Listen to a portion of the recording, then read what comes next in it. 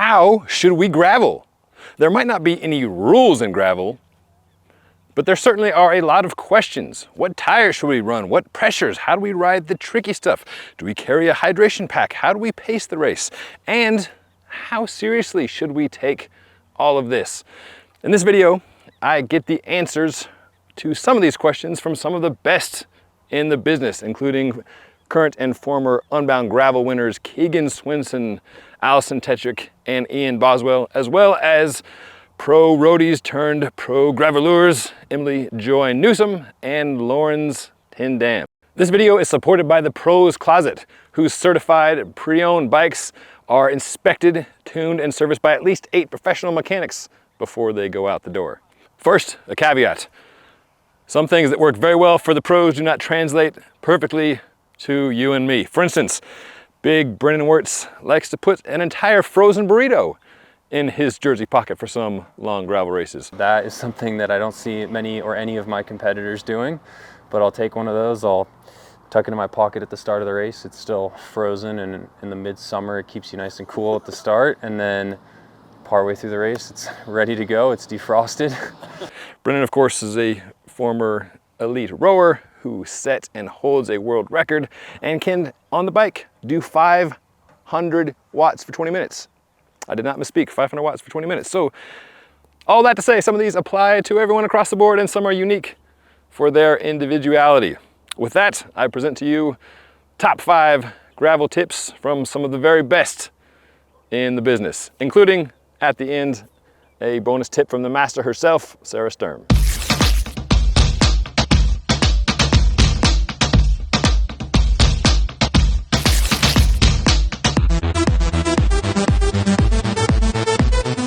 First event I did that had a big group of people was Unbound. When you're on the start line with thousands of people, I was like, this is going to be interesting because I ride a certain way, and in a professional road race versus some people there, it's their first time in a pack. You have mountain bikers where there's all these different meeting points of how people ride in a pack. But the beauty of gravel is that because you can't necessarily always see far enough ahead, like you could in a road race, you don't predict that the surface is going to continually be smooth. The pack tends to be a little bit more spaced out. Early on in the races, it can be a little bit hectic, but people do as good of a job as they can of pointing things out, whether it's a rock or a pothole or something's in the road that you may not predict being there. But it is intimidating. I guess and this kind of goes throughout everything I do in gravel, just play the long game. Yes, you might save more energy if you're drafting someone, but if you hit a rock and flat, or if you don't feel comfortable and you crash because you're putting yourself in a situation where you don't feel comfortable, a lot of these events are long enough that you have plenty of time to get to empty your tank. So there's no stress in the early part of a race trying to worry about being at the front of the pack. Eventually it'll space out, and of course there's times when it's better to be at the front than at the back, but in general leaving more space than you would if you came from road racing or crit racing. And also just one of the other things I notice in the pack, especially early in the races, is people make a lot of accelerations. You come out of a turn and there's this little bit of a yo-yo effect and people are sprinting. And a lot of these events are so long, it's just calm down. You're in the mass of riders that'll come back together. There's this natural accordion of a peloton. And if you can understand that, you realize that sometimes you may get a little bit distanced, but at some point the next turn, it's going to come back together. So don't be stressed to close these gaps. Allow this natural accordion of the peloton to just kind of ride that wave versus trying to, be immediately on the person in front of you.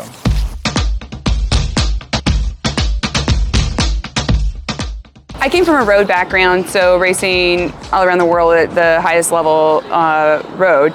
So for me, it was always high tire pressure, let's do this. And then I found gravel. And so my saying is lower tire pressure, lower life pressure. So it's about bringing down that tire pressure. I do still get a little stressed about it. But I've learned though, based on the terrain, my daily driver is the Specialized Pathfinder. So it's got the knobs, it also has a smooth part in the middle where I can still get some good speed and tough sidewalls. So I think what you're looking for is going to be good sidewalls, because no one wants to flat. That's not fun. Buzzkill and flatting. And also I like doing more mixed terrain where there is some pavement, there is some movement. So I also only run 42 millimeters. I don't even look now at courses anymore. I'm just like 42 millimeter. Like 42 millimeter, lower tire pressure, and then mainly the Pathfinder, and I've rarely regretted that. So I am sponsored by Specialized, so that's a full insert plug there. But what I am saying is like wider is better, lower pressure, and then make sure that you can move the tires along with like the least rolling resistance, but with the most puncture-proof sidewall.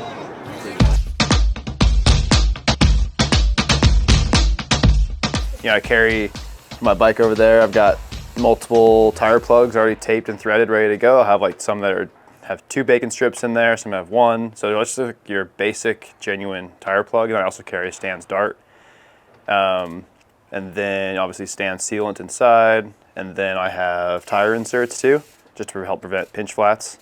And then on the bike, I carry 2 tubes, 2 CO2s, and yeah, I guess that's it for this one. Sometimes Unbound I carry more. I carried 3 CO2s or maybe even 4. I don't know, I carried a lot. Yeah. This one I think 2 is enough. You know, 1 for each tube and or 1 to use if you need to use a plug, just to add a little more air. So yeah, and a tool along with a quick link to break a chain, be able to snap it back together. So what event has caused the most flats for you? Do you recall one where there's been like multiple plugs, or you've been? Normally, like I feel like, I mean, here it seems like whenever I flat in Bentonville, it's been like just a big slice. Like the other day I flatted training, and it's actually the first time I ever flatted one of these tires. It made it through training, Unbound, racing Unbound, all that, and yeah, I just put a big old slice in it. Had to actually boot it and use a tube. So yeah, comes. I feel like it's big enough. You just have to look at it and be like, I'm not even gonna bother with plugs. You're going straight to the tube. Yeah. But yeah, you just gotta know. You gotta be able to look at it and just know what you're gonna do right away, and decide if you're gonna mess with plugs and then gamble them popping out, or if you just go straight to the tube. So. How about tire pressure? I was surprised at your setup for Steamboat. What are your thoughts on tire pressure? And yeah, it's funny. If people ask you, hey, what should I do? Like, what's your recommendation? Yeah, it's actually funny. At Unbound, I ran a little too low a tire pressure, and I was hitting, even with the inserts, I still felt rim a few times, so I was definitely a little bit nervous when I was running. I think I ran 30 or 32 there. So then I started running a bit more pressure ever since then. Because I think at races, you just end up going faster and just you end up in lines that you don't necessarily want to end up in. So yeah, here I'm running, I think I'm going to do 34 front, 35 rear, which I think is kind of on the high side, especially for a 40 mil tire with inserts. Like that's kind of a lot, but I'd rather just take a beating and like make sure I'm not going to pinch or burp or whatever, than have the extra traction or comfort. It's like, it's not that big a deal, so I'd rather just have the little security, a little more pressure. What do you weigh? About 140, 145 pounds. Yeah. This video is supported by the Pros Closet, the world's largest online seller of used bikes. I recently took a tour of their facility in Louisville, Colorado, not too far from me here in Boulder. The size of the operation is impressive, and I have to say I was pretty jealous, still am pretty jealous, of their photo booth. While the photos look catalog quality at first glance, they also serve another purpose, which is to illustrate and document some of the nicks and dings that these used bikes have. So if you're a potential buyer, you've got a very good idea of exactly what you may get. Every bike that the Pros Closet sells goes through a 141-point inspection and gets serviced, tuned, and ride tested by at least 8 different pro mechanics. Gravel bikes? Yeah. They've got gravel bikes. As of this morning, they had bikes like the Specialized S-Works Diverge STR, Salsa Warbird, Trek Checkpoint SLR6, Allied Able, Cervelo Aspero, Mosaic GT2, DaVinci Hatchet, Mooch Route, RSL, BMC URS 01, etc., etc. Pros Closet also sells new bikes like this limited edition Pros Closet Mosaic and parts and accessories from the big brands. You can check out the certified pre-owned bikes and the new gear at theproscloset.com, or if you live near Louisville, Colorado, in their newly opened showroom.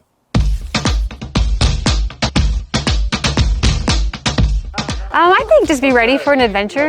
You know, there's always aspects of every race that I've ever done that have adventure in them, or maybe I wasn't quite expecting this terrain. And so being open to that and having confidence that you can navigate it, because that's huge as well. And also just making sure you're equipped with any sort of tools or CO2, puncture things, so that if something does happen, yeah, you can fix it. And that helps with your confidence too, because then you know you're going to be okay no matter what you hit.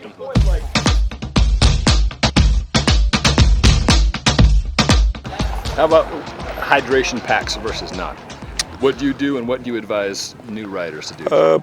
So in Steamboat, I was the one not causing it, but I was the one wearing an hydration pack together with Nikki, because I remember the year before was like a big mess around all the feed zones. I told Nikki, hey, I don't want to have that anymore, because I was like this. 2021, I was like this all race, like where can I feed my bottles and stuff like that. And at the end, I did on 2 bottles, I did 70 miles, you know, and it was hot and I was thirsty. So I said, Nikki, let's take a hydration pack. And then I think also the other Dutch guy, Dennis van Winden, so the Dutch mafia, he phoned me the night before. He said, what do you do? I said, we do a hydration pack because of this and this and this. And then he told the mountain bike guys. So actually a lot of people were wearing the hydration pack, and that's where we flicked Pete, or Pete flicked himself basically, because he could wear one too. So in terms of, like, I understand the weight penalty is not nice and it's not like as nice as to, but in a race like Steamboat, you can use it. And also in a race like tomorrow, I think Fabian did the perfect thing, like 2 mandatory rest stops, 2 minutes. So then you don't have the hassle around the feed zone, because everybody comes into the feed zone, has to be there for 2 minutes. So 2 minutes, everybody has time to fill the bottles, and then you go together again, you know, with the whole group together. I think, yeah, that's and this one at 50 mile, one at 100 miles. So that's so then I don't need to ride with the hydration pack. I just take 2 or 3 bottles with me, and with 6 or 7 or 9 bottles on one day like tomorrow, it's sufficient. So I think that's the perfect thing. But I raced the majority of the races this year with a hydration pack, yeah. And lastly, a key bit of advice from the talented Sarah Sturm, who is currently sitting 2nd overall in the Lifetime Grand Prix Series. Remember, gravel's supposed to be fun, so enjoy the ride.